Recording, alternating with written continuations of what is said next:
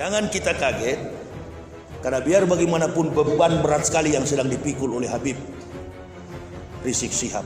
Habibana bukan beban yang sembarangan. Kalau cuma kelas-kelas ustadz-ustadz seperti kita ini, mana mampu pikul beban seberat itu? Gak bakal mampu. Perjuangan beliau ini sama dengan perjuangan para nabi-nabi yang dulu. Dihina habis-habisan, dicari kelemahannya habis-habisan. Kita semua berdoa, minta kepada Allah, ya Allah, benteng kekuatan kita, orang tua kita, ulama kita, panutan kita, orang yang senantiasa menjadi contoh dan teladan dalam kehidupan kita setelah baginda Rasulullah sallallahu alaihi wasallam. Allahumma sholli wa sallim wa barik alaihi, adalah Habibana Muhammad Rizik Syihab. Itu yang menjadi teladan kita. Makanya saya bilang kepada UAS, kepada Tengku, kepada Ustadz Zulkifli Ali, siapapun ustadz-ustadz, siap-siap sudah, kumpulkan jemaah kita, pengikut-pengikut kita. Bila tiba saatnya, daripada kita ini, anak cucu kita nanti jadi korban, kita korbankan diri kita demi pertarungan bagi agama ini. Allahu Akbar. Kita perjuangkan agama ini. Nggak apa-apa, kita di baris paling depan, jamaah di belakang. Kita maju ke depan. Jangan kita di belakang, ustadz paling depan, jamaah di belakang, baku hantam kita. Kalau memang sudah tiba saatnya. Itulah sebabnya jamaah, iman itu harus dibuktikan dengan perbuatan. Saling menyayangi sesama muslim. Di dalam masjid ini pupuk persaudaraan ukhuwah Islamiyah yang kuat. Akibat itulah kafir melihat, oh ini ada retak, ini ada lubang, dia masuk ke dalam. Dia masuk ke dalam. Oh ini ada lubang, dia masuk ke dalam. Caranya bagaimana? Kalau di perusahaan dia cari tahu siapa pengurus masjidnya, dia panggil karyawan yang Islam, ustadzmu itu bagus, ceramahnya bagus. Kenapa? Ceramahnya tidak menyinggung agama kami. Siapa nama ustadz itu? Ini. Oh, daripada dia tersinggung, boleh nggak saya titip ini uang untuk dia? Kafir punya permainan begitu di kantor-kantor swasta dan lain sebagainya. Perpecahan terjadi dari sini. Makanya saya bukan jengkel kepada orangnya kalau bicara mazhab di masjid begini. Yang saya jengkel itu dia menjelek-jelekan saudara muslim yang lain. Kalau ada begitu di masjid ini, sudah jangan percaya. Kita sekarang ini butuh persatuan. Kita bangun kekuatan. Tidak apa-apa dari Sumatera Barat, dari Bukit Tinggi. Karena disinilah lahir para pejuang-pejuang. Disinilah lahir para ulama-ulama besar. Allahu Akbar. Orang Sumatera Barat mempunyai darah perjuangan. Kami juga dari Manado begitu, punya darah perjuangan. Sama-sama kita berjuang demi tegaknya Islam. Bersatu antara satu suku, kaum, bahasa yang ada di Indonesia. Sebab kita bukan menghadapi sesama umat beragama. Yang kita hadapi sekarang adalah pemain-pemain dengan cara yang licik akan mengulangi peristiwa 65. Ini bukan beragama Islam, bukan beragama Kristen, bukan beragama Hindu, bukan beragama Buddha. Tapi mereka bisa mengaku Islam, bisa mengaku Kristen, bisa mengaku Buddha, bisa mengaku Hindu. Siapa dia? PKI. Ini kita bersatu. Mudah-mudahan Allahu Akbar, Allah mentakdirkan kesadaran kepada Pak Jokowi dan Pak Maruf. Berpihaklah kepada mayoritas. Mereka akan turun tahun 2024. Iya, kalau sempat turun. Di dalam Islam ini ada fakta yang kita tidak bisa kita tolak. Yang paling pasti, yang paling dekat dalam kehidupan kita, kata Imam Al-Ghazali, adalah mati. Kalau belum sampai periodenya meninggal, Allahu Akbar, hati-hati. Atau berangkat ke satu negeri, di atas udara pesawatnya pecah. Ini kita doakan supaya tidak begitu. Masih ada kesempatan. 2021 tinggal beberapa 2 minggu lagi. 2021, 22, 23, 24 turun Pak Jokowi. Insya Allah ada pemimpin baru yang akan menegakkan Islam di masa akan datang. Amin ya Rabbal Alamin. Mudah-mudahan ada pemimpin baru yang akan menegakkan Islam. Memang kita lagi diuji oleh Allah. Kita lagi diuji saat ini. Baru kali ini Indonesia mengalami beberapa pergantian presiden. 1 presiden, 2, 3, 4, 5, 6. Tidak ada sekeras ini ujian yang diberikan kepada umat Islam. Kita berdoa, kalau kita bersatu, insya Allah, Allah akan lihat, oh sudah bersatu umat Islam di Indonesia. biarkan. Jangan terlalu banyak demo, kita tenangkan Habibana dan kita juga jaga persatuan. Teruskan dakwah seperti ini, biarkan pemerintah ini enggak usah diganggu, karena kalau dia diganggu dia marah. Iya dia marah. Ini orang tua ya, Pak Maruf dan Pak Jokowi ini kalau diganggu-ganggu marah dia. Dia kalau marah dia suruh saudara-saudara kita yang polisi dan tentara. Jadi biar saja, enggak usah ganggu dia ini Pak Jokowi. Anggaplah Pak Jokowi ini bapak, Pak Maruf ibu. Ya, dia mau masuk di kamar mau bikin anak lagi biar aja lah. Kita enggak usah tahu anak-anak. Kita tunggu aja di luar. Iya. Jadi apapun dalam hal ini tidak boleh. Orang tua harus berkoordinasi dengan anak-anak. Tapi biarlah, itu dalam demokrasi begitu. Biarkan mereka berdua ini atur. Tidak ada presiden terbaik dalam catatan sejarah presiden Indonesia, bahkan sejarah presiden dunia, kecuali Joko Widodo dan Ma'ruf Amin. Ya, puji-puji aja lah.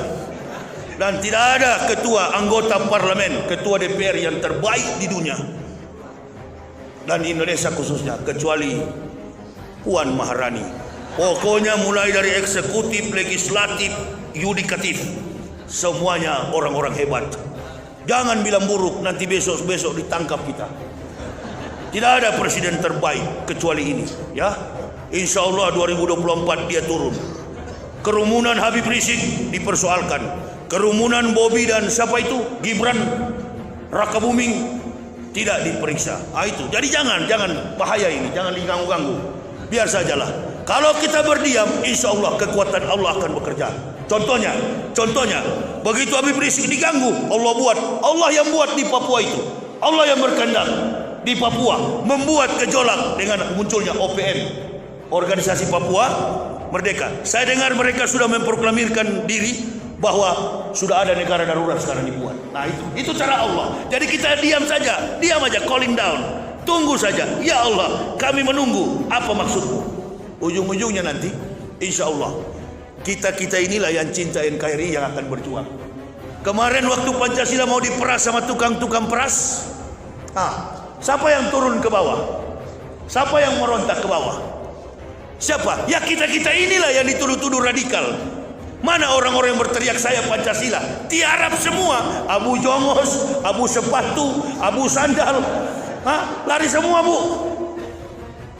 Kita yang muncul ke bawah. Undang-undang cipta lapangan kerja. Siapa yang demo? Termasuk saya juga kemarin yang jadi orator di lapangan, di depan Istana Merdeka. Semua kami teriakan. Kenapa? Kalau masyarakat sudah berteriak di bawah, kalau emak-emak sudah berteriak demo, berarti ada yang rusak, ada yang terganggu. Perut mereka terganggu. Ada satu kelompok lagi, ada satu grup lagi. Apabila mahasiswa, para akademisi, dosen-dosen sudah turun demo, bukan perut mereka terganggu, intelektualitas mereka terganggu. Kenapa?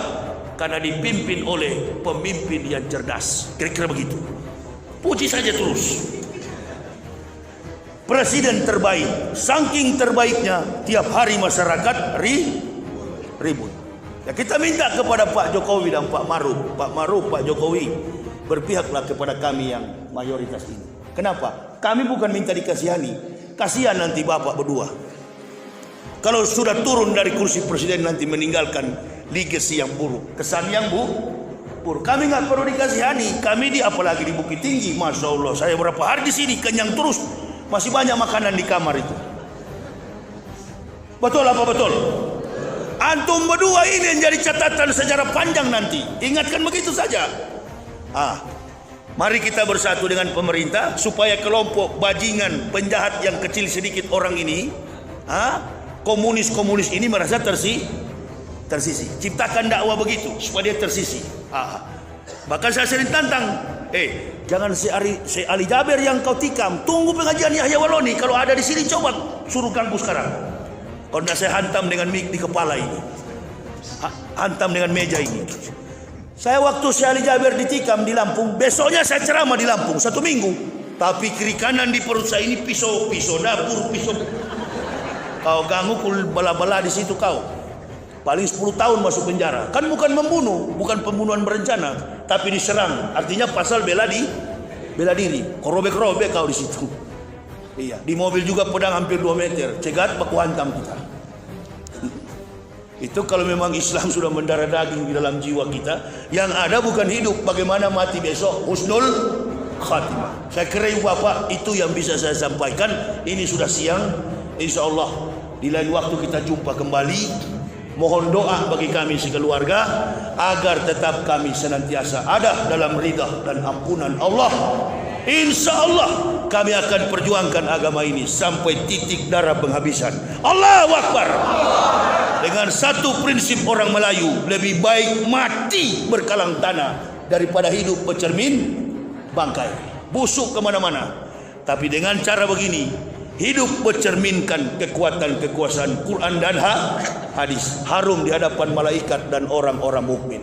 Mudah-mudahan pengurus masjid, badan kemakmuran masjid, seluruh imam-imam dan seluruh jamaah sehat walafiat, dijauhkan dari pandemi COVID-19, dijauhkan dari virus apapun, disehatkan badan, dipanjangkan umur, ditambah-tambahkan, dilapangkan rizkinya oleh Allah Subhanahu wa taala. Saya kira ini yang bisa saya sampaikan. Mudah-mudahan manfaat dan dapat memberikan kepada kita motivasi dan keimanan baru untuk kita senantiasa. Satu hal lagi jangan lupa, kita bersatu. Kita bersatu. Dalam doa kita nanti di tahajud malam, ya Allah, kami minta umat ini bersatu. Singkirkan para penjahat, singkirkan orang-orang yang tidak bertanggung jawab, yang mengadu domba kami dengan pemerintah. Seburuk pemerintah, kalau dia jolim, nanti di puncak kejoliman itu akan membawa dia pada kejatuhan. Biarkan urusan kami para pendakwah itu. Ibu bapak bersatu saja dan berdoa. Bila satu waktu diminta untuk berjihad, maju.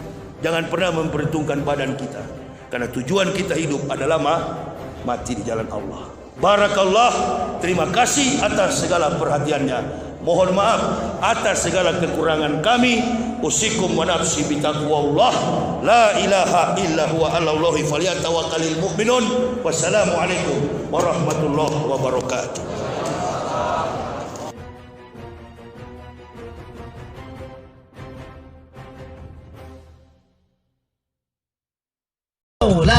يا صل وسلم دائما أبدا على حبيبك خير الخلق كلهم. Assalamualaikum warahmatullahi wabarakatuh. Ada 3 poin yang mau saya sampaikan. Yang pertama, A'udzubillahi minasyaitonirrajim. Man qatala nafsan bighairi nafsin faka'annama qatalan nasa jami'ah.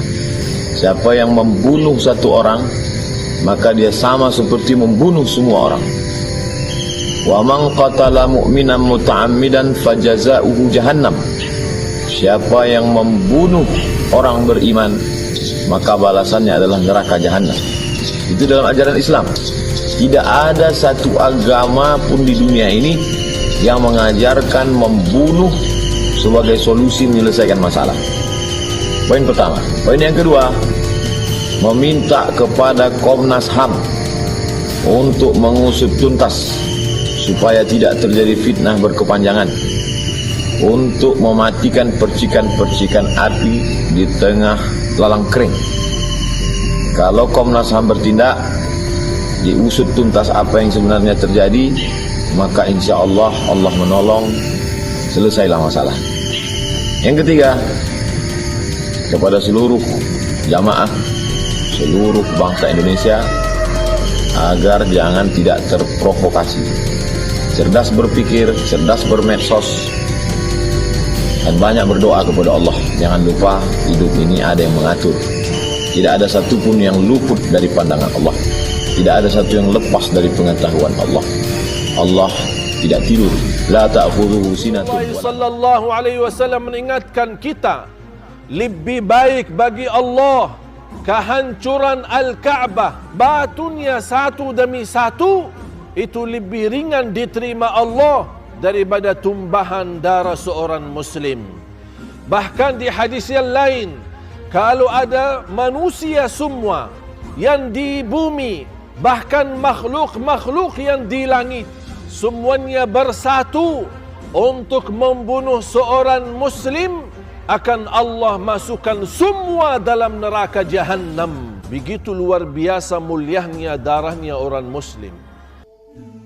Assalamualaikum warahmatullahi wabarakatuh. Alhamdulillah, inna lillahi wa inna ilaihi raji'un. Alhamdulillah, inna lillahi wa inna ilaihi raji'un. Alhamdulillah, inna lillahi wa inna ilaihi raji'un.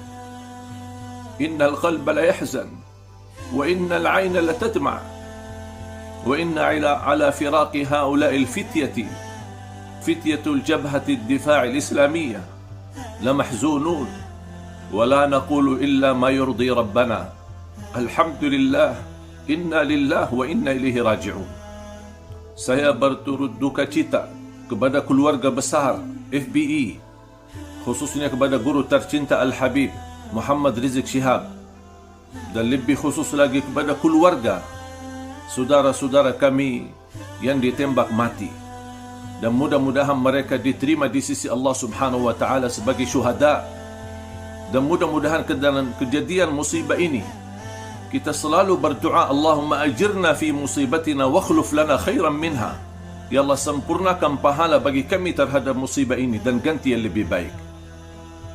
Dan saya sampaikan duka cita kepada keluarga besar saudara-saudara kami yang kami cintai, saudara Faiz Ahmad Syukur, Andi Uktiawan, M. Riza, Muhammad Suci Khaddafi, Lutfil Hakim, dan Ahmad Sufyan.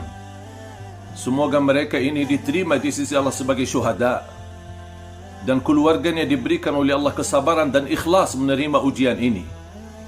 Dan mudah-mudahan dengan kejadian ini kita bisa mengambil hikmah dan pelajaran. Jangan sampai terbancing emosi dan timbul fitnah yang lebih besar. Mari kita sama-sama menyatukan dan merapatkan saf kita, bersama-sama mencari solusi melalui komunikasi dan dialog yang baik. Dan saya harap aparat penegak hukum agar menjalankan keadilan yang sebenar-benarnya dan juga menjalankan keadilan sosial untuk seluruh rakyat Indonesia. Jangan sampai insiden ini membuat masyarakat kebingungan, malah yang batil jadi hak, yang hak jadi batil. Dan saya harap mudah-mudahan dengan kejadian ini bisa terbongkar motifnya dan juga bisa menjalankan hukum seadil-adilnya terhadap orang yang terlibat dalam kasus ini. Dan mudah-mudahan tidak sampai terulang lagi. Semoga kita semua diampuni oleh Allah. Lillahi ma akhadh wa lillahi ma a'ta wa kullu shay'in 'indahu bi ajalin musamma. Allahumma ighfir lahum warhamhum. Allahumma ighfir lahum warhamhum wa'afihim wa'fu 'anhum wa akrim nuzulahum wa wassi' mudkhalahum.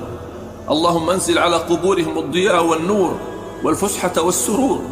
Jazihim bil hasanati ihsana wa bis sayyiati 'afwan wa ghufrana.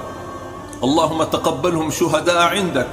اللهم تقبلهم شهداء عندك. اللهم تقبلهم شهداء عندك برحمتك يا أرحم الراحمين. Ingat, pembunuhan pertama terjadi dalam kehidupan salah satunya adalah mengikuti dorongan nafsu akibat godaan-godaan setan. Jika ada seseorang membunuh kemudian orang lain, maka mohon maaf, ini telah menyalahi fitrah dalam kehidupannya karena menghilangkan nyawa yang menghentikan semua fisik yang sempurna yang telah diciptakan oleh Allah Subhanahu wa taala. Karena itulah kemudian, mohon maaf, izin sekali lagi, pembunuhan dimasukkan dalam salah satu dosa besar yang resikonya juga tidak mudah. Tidak mudah. Saya berikan sekarang peringatan yang sangat keras pada siapapun, termasuk yang terfikir untuk menghilangkan nyawa orang lain. Sebelum ini dieksekusi, mengikuti godaan setan, coba fikirkan dulu resiko-resiko yang akan dihadapi. Ingat baik-baik ya, ingat baik-baik. Quran surah yang keempat ayat 93. Paling kanan pertengahan. Awas. Wa may yaqtul mu'minan muta'ammida. Siapa yang sengaja merencanakan pembunuhan, terkhusus bagi orang beriman, satu orang saja. Mau bunuh satu orang saja. Lihat, saking seriusnya Allah menjaga kesempurnaan fisik kita. Jangan lukai orang. Awas, hati-hati. Bahkan dilakukan hukum kisos supaya terjaga fisiknya. Kalau dipotong, potong lagi. Kalau cubit, cubit lagi. Supaya dia merasakan bagaimana rasanya terluka dalam fisiknya. Saya lindungi fisik manusia, jangan sampai ada yang melukai orang lain. Kutiba alaikumul qisas Ya, saya wajibkan kalian kisos. Maksud kisos ini bukan ingin eksekusi orang, menjaga orang supaya bisa menjaga dirinya dan tidak melukai orang lain. Tapi yang paling menarik, kalau ada yang masih maksa ingin membunuh orang lain, turun kemudian ayat. Fajazauhu jahannam. Maka yang pertama saya siapkan, kata Allah, neraka jahannam. Awas, orang yang sengaja bunuh orang lain, apalagi yang dibunuh orang yang punya iman, maka resiko pertama, Allah telah menyiapkan neraka jahannam untuknya. Silakan tanyakan pada diri Anda, siapa orang muslim yang punya cita-cita masuk neraka jahannam? Gak ada. Jadi kalau setelah pernyataan ini masih ada nekat ingin membunuh, memang kayaknya sudah punya cita-cita dia. Sudah pesan kapling di neraka jahannam. Hati-hati. Awas kalau ada ajaran-ajaran, ikut pengajian, ikut macam-macam, kemudian ajakannya tiba-tiba mengarah kepada luka fisik atau menghilangkan nyawa orang lain dengan ketentuan yang tidak dibenarkan dalam syariat, bukan syariat jihad, nggak ada ketentuan yang berlaku dalam Quran untuk yang diperlakukan itu, keluar dari ketentuan Al-Quran, bukan dari petunjuk sunnah, maka hindari, sesungguhnya itu setan sedang menguasai. Ingat baik-baik. Saya sering ungkapkan kalimat ini waktu kejadian bom Tamrin tuh. Saya di Lampung, muncul pertanyaan, Ustadz, apakah bom di jalan Tamrin itu termasuk jihad fisabilillah? Saya bilang, Pak, sependek pengetahuan saya, jihad fisabilillah itu jihad di jalan Allah, Pak, bukan di jalan Tamrin. Lain, Pak. Kaidahnya begini. Paham sampai sini ya? Pak, jadi mustahil ada orang meledakkan di tempat orang yang terbuka. Ya, bukan di medan perang, bukan di dalam suasana ribat. Ada bom panci, ada bom kulkas, ada bom ini, bom itu dan sebagainya. Jadi kalau dia orang beriman, benar imannya, mustahil melukai orang lain sampai menghilangkan nyawa orang. Karena taruhannya dahsyat, ini nggak mudah ini. Wa ghadiballahu alaihi, belum selesai. Pak, Bu, saya ilustrasikan ya. Nerakanya tadi neraka apa? Tahu Ibu? Enggak usah tahu lah. Enggak usah tahu. Nih saya ilustrasikan. Neraka biasa aja yang bukan jahanam. Neraka biasa nih yang bukan jahanam. Quran surah 4 ayat 56, paling kanan sebelah atas. Innalladzina kafaru biayatina. Orang-orang yang sulit mendengarkan arahan-arahan kami, ingkar pada petunjuk-petunjuk kami. Tolong garis bawahi, di Quran itu terjemahan kafir di mushaf itu mesti hati-hati karena ada 3 ungkapan. Ada kafar, ada kafir, ada kufar, itu beda. Kafar, kafir, kafir dan kufar. 1 kafar, 2 kafir, 3 kufar. Kafar jamaknya kafaru, bentuk jamaknya kafaru. Kafir bentuk jamaknya kafirun atau kafirin. Kufar ini sudah jamak, jamak tersendiri. Kalau ada kata kafar jamaknya kafaru, awas, itu tidak spesifik menunjuk yang bukan muslim, tapi juga bisa mengarah kepada yang mengaku Islam tapi perilakunya menyimpang dari ketentuan Islam. Bisa juga menunjuk kepada orang yang mengaku muslim tapi perilakunya jauh dari nilai-nilai Islam. Misal, ngaku Islam, beriman pada Allah, diminta sholat. Ya, ciri orang Islam itu adalah sholat. Karena di antara rukun Islam sholat. Ya, hadis riwayat Muslim, nomor hadis yang ke-8. Ketika Nabi SAW kemudian ditanya oleh malaikat Jibril, mal Islam, apa itu Islam? Dijawab oleh Nabi, antasyhada an la ilaha illallah wa anna Muhammadar Rasulullah. Baca syahadat dulu. Setelah syahadat, kewajiban pertamanya wa tuqimas shalat, tunaikan salat. Salat. Nah, sekarang setiap orang Islam kata Quran mesti salat. Kata hadis mesti salat. Ada orang Islam diajak salat, dia menolak salat. Ada orang Islam nggak mau salat? Halo? Ada yang ketika dengar azan nggak mau salat? Ada yang ketika diajak marah-marah? Nah, yang seperti itu muslim tapi menyimpang dari ketentuan, itu disebut dengan kafar namanya. Perilakunya mirip menyerupai orang yang belum beriman. Yang belum beriman tidak sholat karena nggak ada iman dalam dirinya. Ini Anda beriman kok ikut-ikutan nggak sholat. Tapi dibedakan namanya oleh Allah, bukan kafir tapi kafar, menunjuk pada perilaku bukan orang. Baik, ibu punya harta lebih daripada cukup sampai nisab, keluar kewajiban, namanya apa? Zakat. Zakat itu kewajiban setelah sholat. Makanya ketika disebutkan dalam Quran surah kedua Al-Baqarah ayat 43, itu setelah sholat langsung zakat. Wa aqimus shalah wa atuz zakah. Ada orang beriman, hartanya lebih daripada cukup, sudah berlaku hukum zakat, mencapai nisab, sudah haul, tapi dia nggak mau zakat. Ada orang kaya nggak mau zakat? Ada. Ada orang yang sulit zakat? Ada. Yang jadi masalah adalah kalau orang tidak beriman, bukan muslim, tidak zakat karena tidak ada iman, nggak ada syariat. Ini ada orang ngaku beriman, nggak mau zakat, perilakunya mirip-mirip. Untuk dibedakan nama orang dengan perilaku, tidak disebut kafir, disebutnya kafar. Quran surah 14 ayat 7. La in syakartum la azidannakum. Kalau Anda bersyukur dengan nikmat, Anda keluarkan zakat, Anda keluarkan infak, maka kami akan tambah nikmatnya. Begitu ada yang tidak bersyukur, apa sebutannya oleh Quran? Wala in kafaratum. Tapi kalau Anda ingkar dengan itu semua, nggak mau zakat, seperti orang tidak beriman, Anda kami berikan hukuman ya. Hukuman, siapkan. Inna adzabi lasyadid. Ingat-ingat, nanti kalau Anda tidak tobat di akhirat saya siapkan hukuman.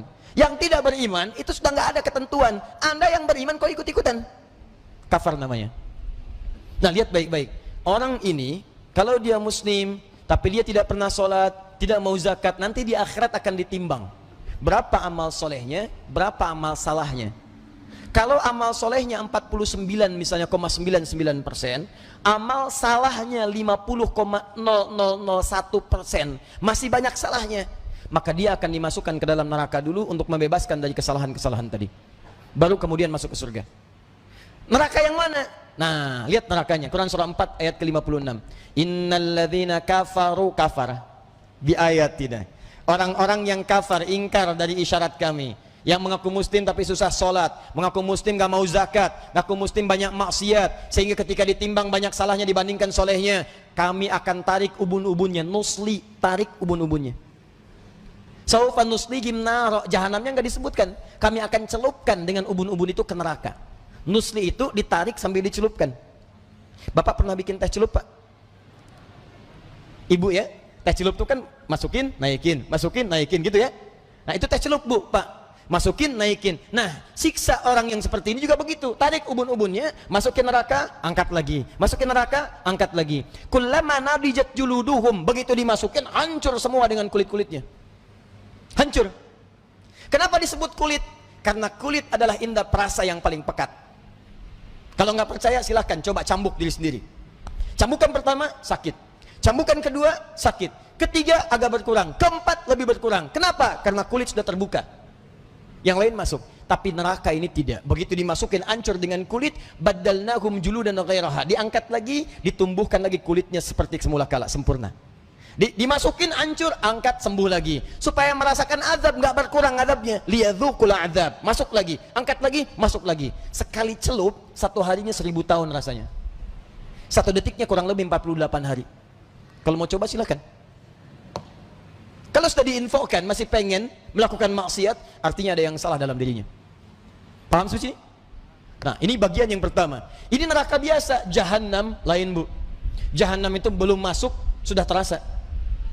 Jadi begitu orang ini meninggal, calon neraka jahanam nih, calon neraka jahanam. Begitu meninggal dunia, masuk ke alam kubur, sudah ditampakkan nerakanya dari pagi sampai petang. Quran surah 40 dari ayat 45 sampai 47. Ya, hati-hati. Naru yu'raduna 'alaiha ghudwa wa 'ashiyya. Neraka akan ditampilkan kepadanya dari pagi sampai petang. Pak, Bapak malam-malam mimpi, Pak. Ketemu pocong. Putih. Taruhlah misalnya wajahnya kurang enak dilihat.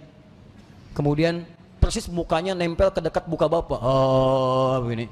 Saya mau tanya pada Bapak, bangun atau terusin tidur, Pak? Bangun. Begitu bangun, astagfirullah, pocong nunjuk ke ibu. Bangun tuh, pocong, bisa bangun, Pak. Jadi sifat mimpi buruk itu kalau kita masih hidup cenderung ingin bangun dan bisa bangun. Celakanya kalau di alam kubur, mimpi Anda di situ, mau bangun bagaimana lagi? Anda tidur tuh di dalam kubur, diwafatkan di kuburan, mimpinya neraka terus dari pagi sampai petang, Anda nggak bisa bangun lagi. Itu yang jadi masalah. Di neraka jahanam itu baru masuk ke alam kubur sudah ditampilkan dari pagi sampai petang, itu aja yang dilihat. Neraka, celakanya nggak bisa bangun. Itu yang lebih berbahaya. Begitu masuk ke dalamnya sudah, nggak usah dibahas karena ini sudah di luar pembahasan karena siksanya yang sangat luar biasa. Wa ghadiballahu alaihi, dua, maaf. Orang yang masih nekat melakukan yang seperti ini, Allah akan murka pada dirinya. Kalau dia tidak tobat, Allah murka selama dia hidup sampai dengan wafat.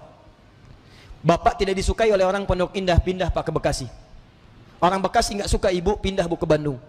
Se-Indonesia nggak suka pindah ke Malaysia. Se-Asia nggak suka pindah ke Eropa. Di Eropa nggak suka Anda pindah ke Amerika. Anda masih punya tempat untuk bernaung.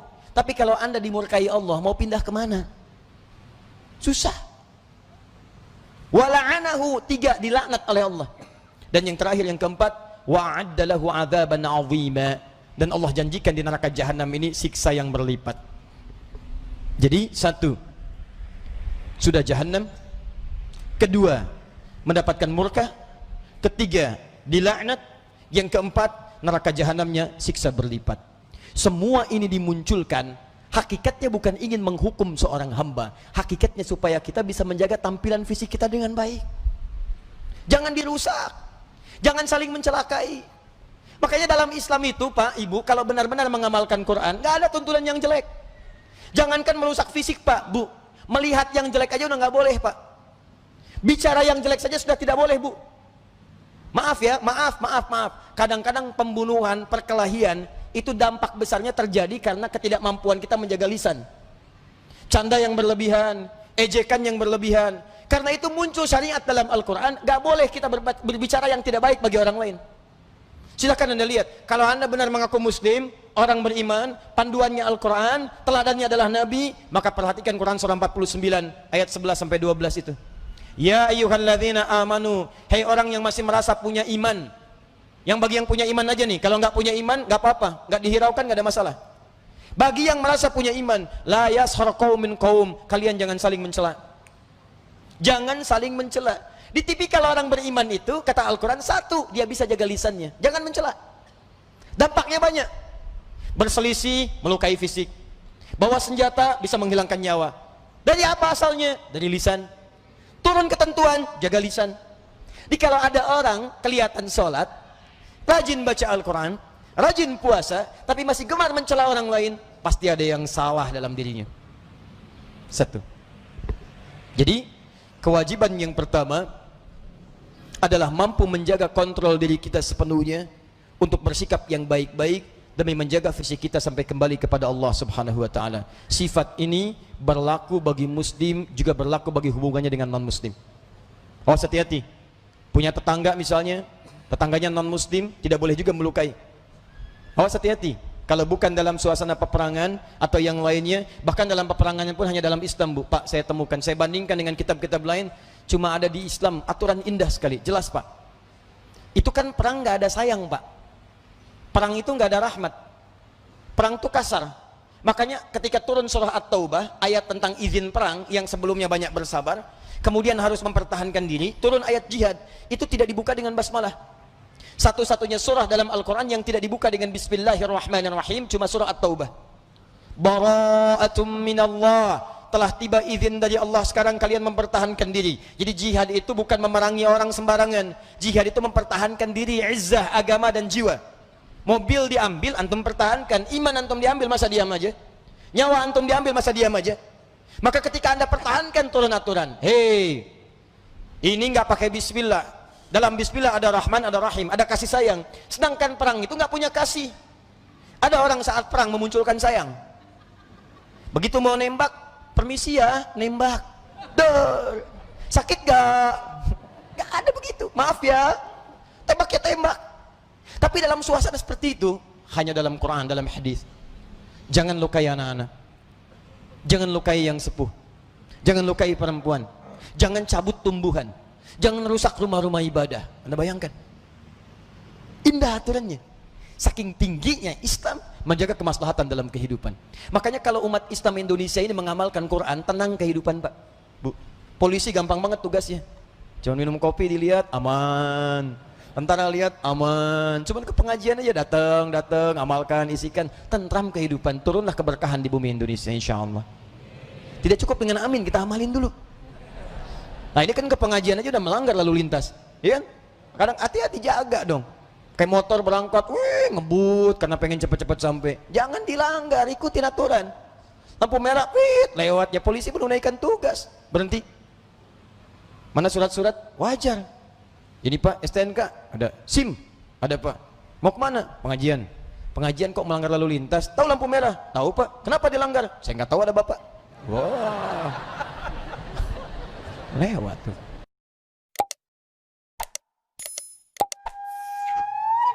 Nggak ada vonis dari Rasulullah Shallallahu Alaihi Wasallam siapa yang melakukan dosa kemudian vonisnya menjadi kafir. Makanya pulau suwon sing ngaos kula, ampun geman.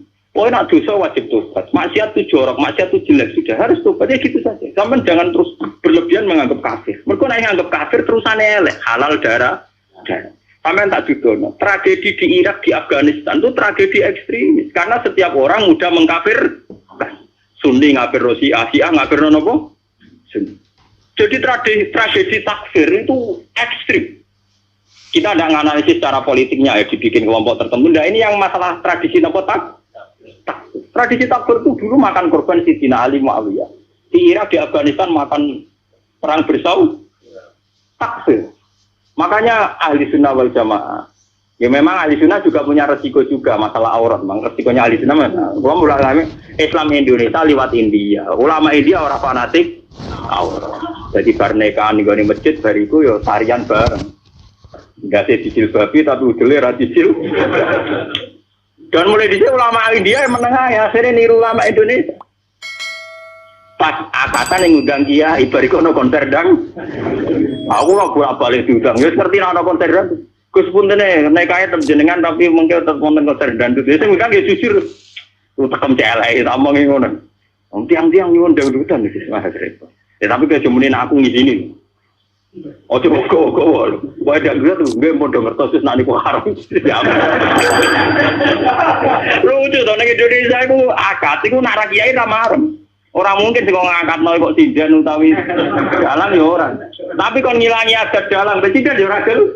Kurang gaul. Acara anu kiai ra gak napa? Gak gaul. Mulai dulu lama ahli sunnah begitu itu diam. Wali songo mbek maksiat ngoten iki diam. Entah saya juga gak tahu sirinya. Ahli sunnah mulai dulu melihat gitu-gitu memang diam. Meskipun ngaku itu ataful iman. Memang mulai dulu tradisinya begitu. Ya saya tidak tahu nanti tanggung jawabnya yang Allah kayak apa ya kita tidak tahu. Apa yang benar FPI apa ahli sunnah ya sama FPI juga ahli sunnah. Karena Habib Rizik itu ya Zuriyah Rasul. Tapi kan kita adil, saya itu sering ditanya. Menurut jenengan Habib Rizik itu gimana? Habib Rizik itu Zuriyah Rasul. Nahi mungkar itu pasti baik. Tapi saya juga bilang Pak Quraisyab ya orang alim juga Zuriyah Rasul. Dan cara pandang Pak Quraisyab ya kayak begitu. Kan nggak mungkin Pak Sinten Quraisy Sinten Pak Habib Rizik tak badhe mazhab Rukin kan ya mungkin. Ana kabeh langit sampai bumi. Nah, kita kan makanya saya itu ingin ya yang ngaji saya. Kalau Anda itu ittiba sama habaib, ya bandingannya habaib. Saya ini orang alim tapi masih belajar. Saya baca ideologi FPI, saya juga baca bukunya Pak Sihat. Saya bahkan baca karangannya Mbah Soleh Darat, karangannya Kalijogo. Meskipun saya juga baca karangannya Sunan Giri, Sunan Ampel. Jadi saya itu baca mulai ulama yang ekstremis sampai ulama yang munafik. Karena saya orang alim. Orang alim itu harus punya bekal banyak. Kita jangan satu arah. Kalau sampean mengidolakan Habib yang keras karena itu Habib, Mbak Quraisyah apa tidak? Habib, beliau juga profesor doktor orang ahli tafsir. Tapi beliau tenang saja. Wawancara ning Metro TV. Sing wawancara ini lho, bintang blotor lho. Wong sing wawancara iki sinten? Ini guru Pak Quraisyah mau ngalim sore di wawancara ini ke tenang. Cara bahasaku merem-merem. Lho nggih lho iki nyata gitu. Sing wawancara Pak Siap sinten? Ini ke bintang nomor ya. Udah biasa roh. Lu nak keluar rohnya mergo ngalim peneliti sampean nek mati kan beda. Ya padha-padha roh tapi bijine beda, paham?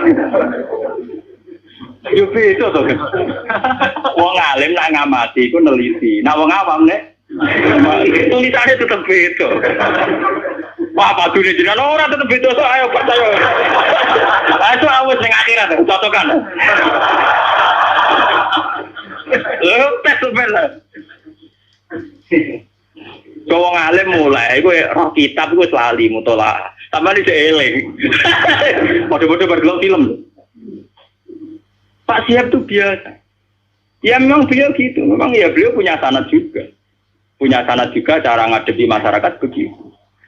Apalagi sanad itu didukung fakta. Kiai yang sabar berdakwah tanpa menfonis, toh nyatanya lebih bisa dandani ketimbang yang main fonis.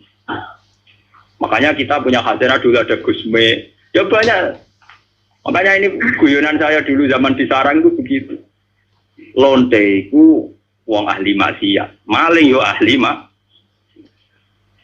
Dalam tradisi ahli sunnah, kitab-kitab ojo kancanan wong nakal, mari katut Nah, itu juga benar. Sing jenenge kancanan wong nakal itu rawan katut nakal.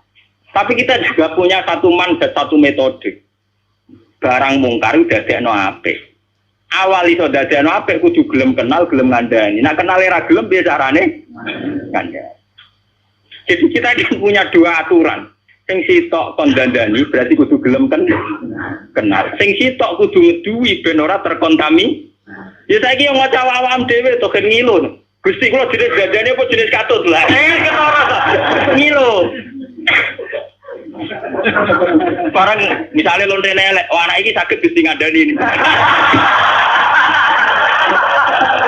Lah ayo. Wah sakit. Podo masalah duwe ki ngoten. Aku iso ngeduwi pejabat. Jebule contohnya RT BRW pancen dalam TPE cilik. Ngeduwi bupati mikir dene.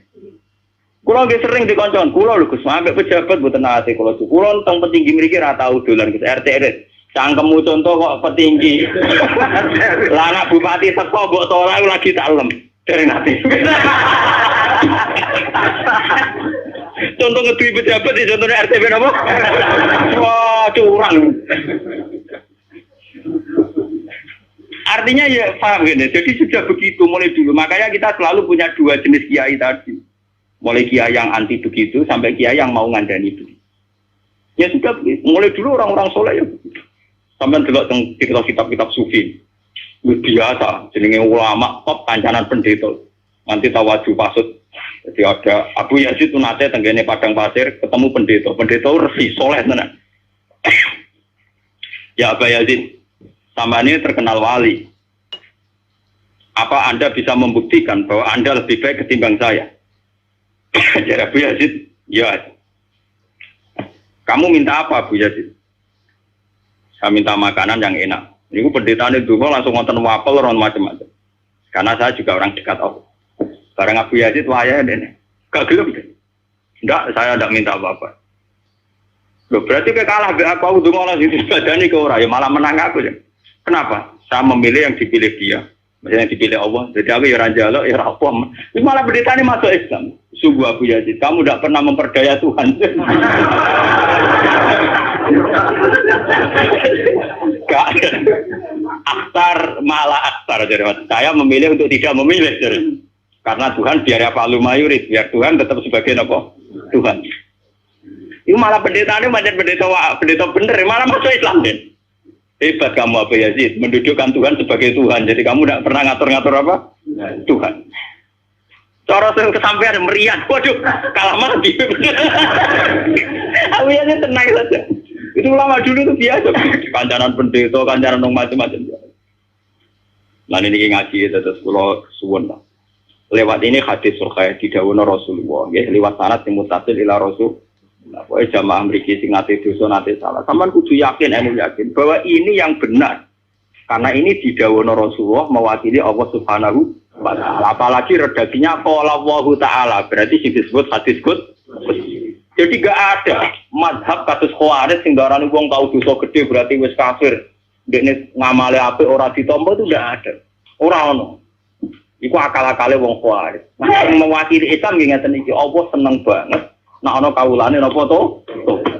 Subhanallahi wa bihamdihi adada khalqihi wa ridha nafsihi wa zinata arsyihi wa midada kalimati. Subhanallahi wa bihamdihi adada khalqihi wa ridha nafsihi wa zinata arsyihi wa midada kalimati. Subhanallahi wa bihamdihi adada khalqihi wa ridha nafsihi wa zinata arsyihi wa midada kalimati. Subhanallahi wa bihamdihi adada khalqihi wa ridha nafsihi wa zinata arsyihi wa midada kalimati. Subhanallahi wa bihamdihi adada khalqihi wa ridha nafsihi wa zinata arsyihi wa midada kalimati. Subhanallahi wa bihamdihi adada khalqihi wa ridha nafsihi wa zinata arsyihi wa midada kalimati.